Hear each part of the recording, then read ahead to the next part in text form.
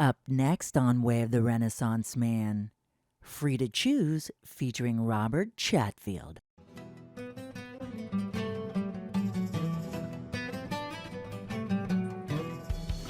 Welcome to the Way of the Renaissance Man podcast. This is a show about ideas, personal empowerment, and celebrating the rational life. Our goal is to help each other discover the tools needed to better focus our minds, integrate our thoughts with actions, and live the lives we really want. I'm your host, Jim Woods. So we're here at Freedom Fest 2021, and one name that gets brought up a lot in the liberty and freedom movement is something that influenced me quite a bit, actually. It was about 1980 or so. I was a freshman in high school, and I saw a documentary called Free to Choose, and it was about the late great Milton Friedman, who is a brilliant economist and a real passionate warrior for ideas and a man of excellent character. And I was like, I wondered, I never got to meet this guy, so I wondered, what would this guy be like? I'd like to find out more about this guy. So at Freedom Fest this year, I just happen to know someone who knows all the stories about Milton Friedman, Robert Chatfield. Welcome to the show. Thanks for having me. Thanks a lot. Great. Okay, so I'm really interested in finding out about Milton because he was like a happy warrior that kind of drew me in as a teenager, and then I find out that a lot of people have the same experience as I did. So tell me about what you do. Give me some good Milton Friedman stories. Talk about Rose. I know she was like a right hand to him. By far. So, and I'll start with that whole, if you look at photos of Milton Friedman in a group setting, he's always the happiest guy in the picture. The man just had this genuine zest for life, and it came from insatiable curiosity. Yes. Milton Friedman was curious about everything. I was very fortunate. The man who produced Milton Friedman's Free to Choose was a guy named Bob Chittister. Bob started the Free to Choose Network, which is my company. We're a nonprofit based out of Erie, Pennsylvania. Well, Bob had this lifelong friendship with Milton, obviously, after he produced the film. Right. And Bob He was a filmmaker. Mm-hmm. And what do you know how he came to this to do that? Absolutely. Yeah. So PBS actually put a 13-hour series on John Kenneth Galbraith's The Age of Uncertainty. And somebody said, there ought to be a counterpoint to this. And at the time, the guy who was in charge of the Corporation for Public Broadcasting was a professor named Alan Wallace. People don't realize this, but back in the 70s, Richard Nixon got to appoint the head of the Corporation for Public Broadcasting chair. So Alan Wallace was actually a contemporary of Milton Friedman's at the University of Chicago. Yes. And when he found out about this renegade in the public television system named Bob Chittister, who thought that public television stations should be selling advertising, they should survive in the marketplace, he says, I should introduce this guy to Milton Friedman. So it was an intellectual connection right there. By far, but he says, I'm going to tell you right now, though, he says, Milton, I don't know if Milton wants to do this. You're going to have to persuade Rose to get Milton to do this. Now, Rose, for those who don't know, Rose Friedman was Milton's wife of like 60 years or something like inseparable. that. Yeah, they were inseparable, but she was also some of the brains behind the operation. She was absolutely the brains behind the operation. I'll get to that one in a second, but we'll finish with how these two got together. Yeah. Milton actually didn't want to do the series. And Milton's thought was, if anybody's persuaded by listening to me for 1 hour on television, they're going to be just as easily persuaded by the next hour on television. So it was Rose that actually said, no, you need to do this. People need to hear this message here, and you're the right messenger for it. So if it wasn't for Rose, we don't have Milton Friedman doing Free to Choose. That's so funny because I always talk about the serendipity like that because, if she wouldn't have convinced him, I wouldn't have been listening to that. You and I would be talking right now. Correct. But later in life, when Milton is about 90 years old, Bob Chittister was a running freak. He'd run marathons, etc. And so Bob would go visit Milton and Rose in their San Francisco apartment. And Milton would, Bob, how many miles did you run today? Bob says, well, I didn't run today, Milton. Says, I did 200 stomach crunches, though, today. Well, so what's a stomach crunch? And so Bob's trying to explain it. He's like, well, I don't know how to get this across, but, so Bob says, just gets down to the floor, and he does stomach crunches. You put your, hands back here, and you can't really see, you're blind. He looks over, and there's 90-year-old Milton on the floor next to him trying to do stomach crunches. And Bob's thinking, and he looks to this side, and there's Rose on the floor trying to do stomach crunches also. That's the unique relationship those two had. And as I said, just curious about everything, always. That's I knew that about him, but hear it from you actually reinforces it quite a bit. Because one of the things that I tell people about my show is How to Be a Renaissance Man. Right. So the first key to that, before anything else, is to love to be curious. Insatiable attitude about learning things. Right. Because people have you ever heard from someone, I'm bored today. I don't ever get bored. I don't have enough hours or days in my life to learn everything I want to learn. Right. And that's how you got to be, right? And so it's not surprising Milton Friedman's a Renaissance man learning how to do, exercises at age 90. That's not surprising me at all. Not at all. And, if you were next to him on an airplane, he'd know everything about you by the time you got off that, because he was genuinely interested in you as a person also. It wasn't just because I'm going to strike up conversation with somebody there. But I like we were talking about, Rose's influence there. Those two, they were a partnership, if ever there was. I spoke with somebody very close to the family. We won't say it's David Friedman, but I asked David. Students. We actually own Milton and Rose's summer home in Vermont. It's called. I saw that. You better let me rent it from you for someday. Absolutely happy to have you up there. We bring students up there for a week-long residential colloquiums, and there's all sorts of information about Milton. Of course, people ask me, what about Rose and her influence there? And David said, if you look back, she had almost as much to do with the consumption function theory that Milton won the Nobel Prize for as Milton did.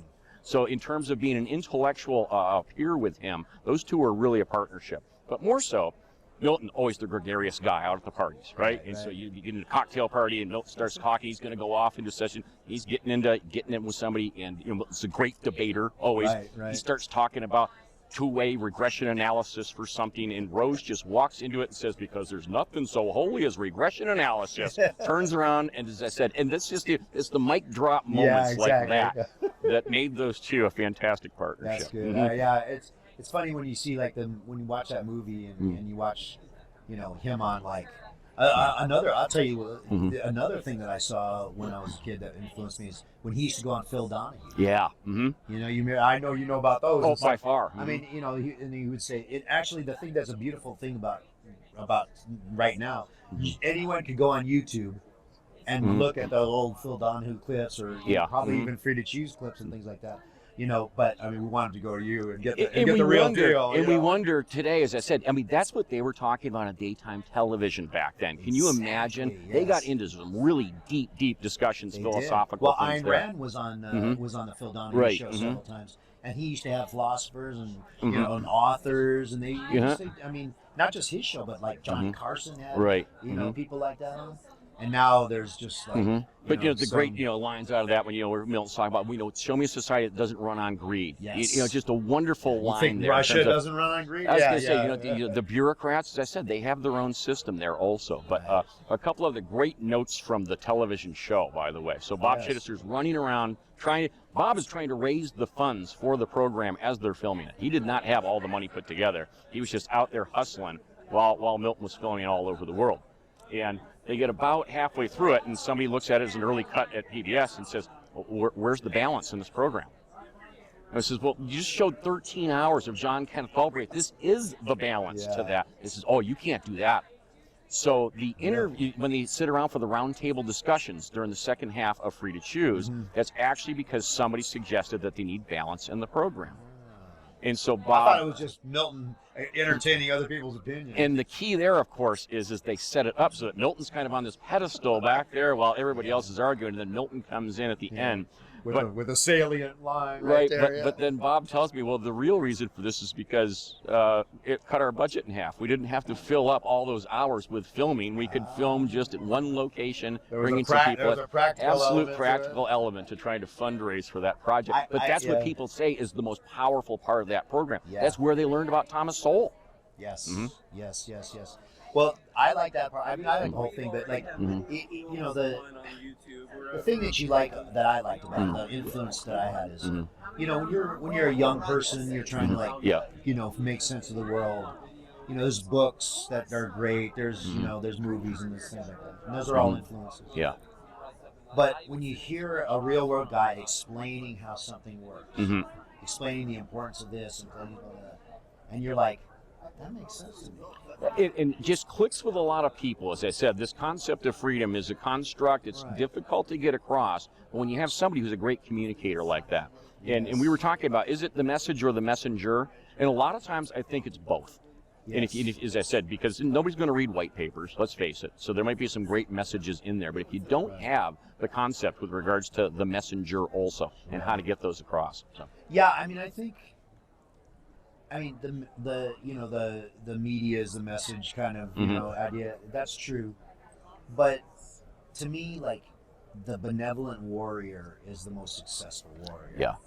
And, you know, Milton Friedman was like one of those quintessential benevolent warriors. Now, even if someone thought his arguments were bad, you can't disagree with the way he lovingly presented them as like a bonus to humanity. Yeah. You know, I mean, and he happened to be right too.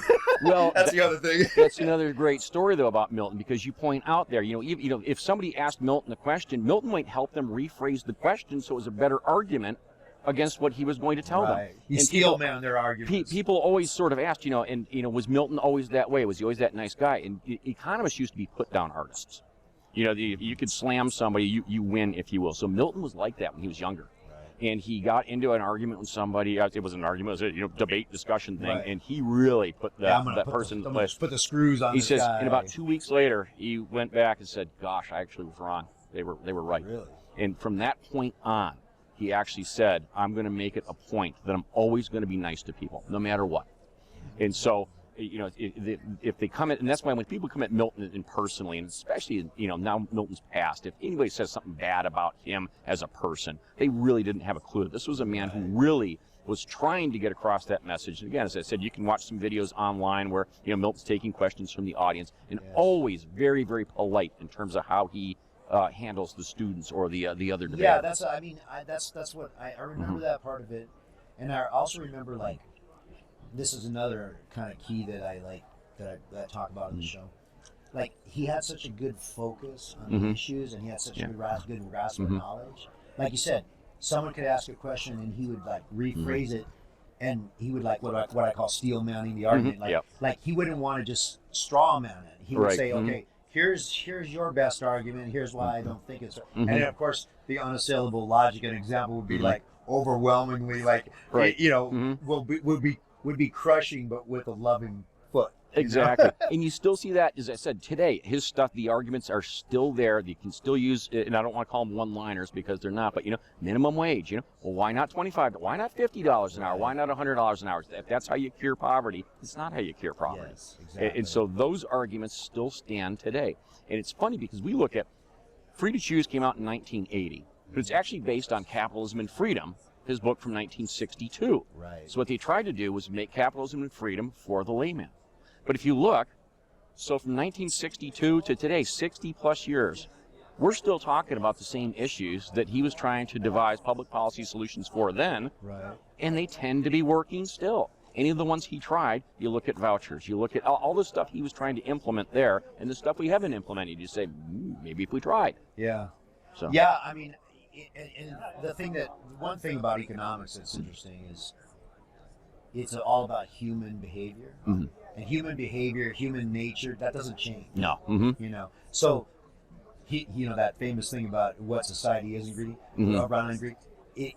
We all want more. We all want our best. We're all like selfish individuals in the sense of like, you know, in a good selfish way, like rational self-interest way. Right. Or at least we should be all that way. And he knew that, and so you have to construct a system, so to speak, or you put the rules in place, so to speak, that take advantage of that. Yeah. You know, but the opposite happens when you get too much government involved in it, because they're trying to restrict the human nature. Right. But he was always considered himself a teacher.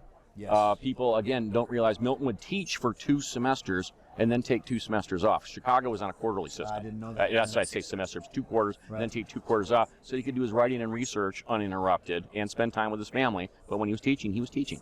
Right. And I think that that's, again, a mark of just a great person of what Milton was like. Yeah. So, tell me your favorite Milton Friedman story. Oh, boy. I know you got a million of them. I was going to say, I'm going to go pick with one of your favorites. I'm going to go with Milton driving. And so we have the house in Vermont, and Milton decides one year they're going to stay up in Vermont for the winter time. They're just going to try this out. Now, Milton was about 5 feet tall, with heels on 5'2", maybe. Barely see over the steering wheel. He's got this big Bronco or Blazer, whatever the heck it was, their 4-wheel drive truck back when they were. Yeah. So Milton's like, all right, and the driveway is just this winding driveway road. And so Milton drives like a bat out of hell. It's always going, as fast as he can possibly go. Runs the truck right off the road. Looks at Rose, says, we're leaving. Calls the caretaker for the property, says, take us to the airport now, we're gone. Left the truck there for the entire winter. That's a decisive man right there. Completely. And I'll give you another great one about the property itself also, because it's fresh on my mind, so I'm going there next week. Okay. Milton saw this property. It's about 80 acres. It's beautiful, sits up on a hill, and he finds out who the owner is. It's an old Vermont farmer. He says, place for sale, you interested in selling? The Vermont says, yeah. How much? $4,000. This is back in the 70s. Right. Good price back then. And Bill says, I don't think about that. He comes back next spring, sees the farmer. He says, I think I'll take that. The farmer goes, price is $6,000 now. Bill goes, huh? He says, yeah, someone was interested in it last fall. So Milton, the great economist. Yeah. There you go. That's great. So, well, I know that the Milton thing is something we share in common, obviously, and Free to Choose Network promotes that. But you also have a lot of other films that you guys do. Talk about some of that stuff that you're doing. Oh, I was going to say, so most recent one we had out was Thomas Sowell, Common Sense in a Senseless World. Brilliant. Another brilliant man. Absolutely there. Another happy warrior. By far there, although a little more reclusive than Milton, that's for sure there. True. Jason Riley's the host of that program, and he's Milton's author. He's Tom's authorized biographer. Yeah, he Jason, the Wall Street Journal editorial inclusion. Yeah, he's a very good writer. I read that book, and it's very good. It is, I said, and that book's a great, history of economic thought. But Jason and I, we really wanted to do a project that was, tell us how Tom Sowell became Tom Sowell. And so we've got over 3.8 million views on YouTube alone with that one. Nice. It's on public television, just a wonderful thing there. Nice. Next up in the hopper and being debuted here at Anthem at the Freedom Fest is Corporate Welfare.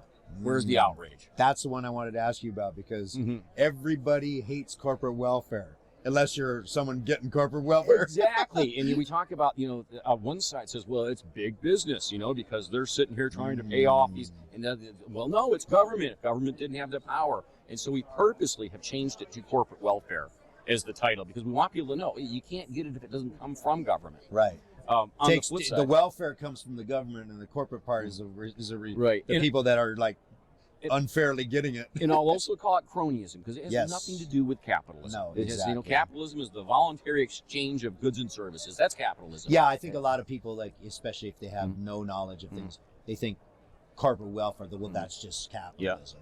And then rich get richer, that kind of thing. And then I'll debut a little tease on this show here, which I'm honored. Constitution Day this year.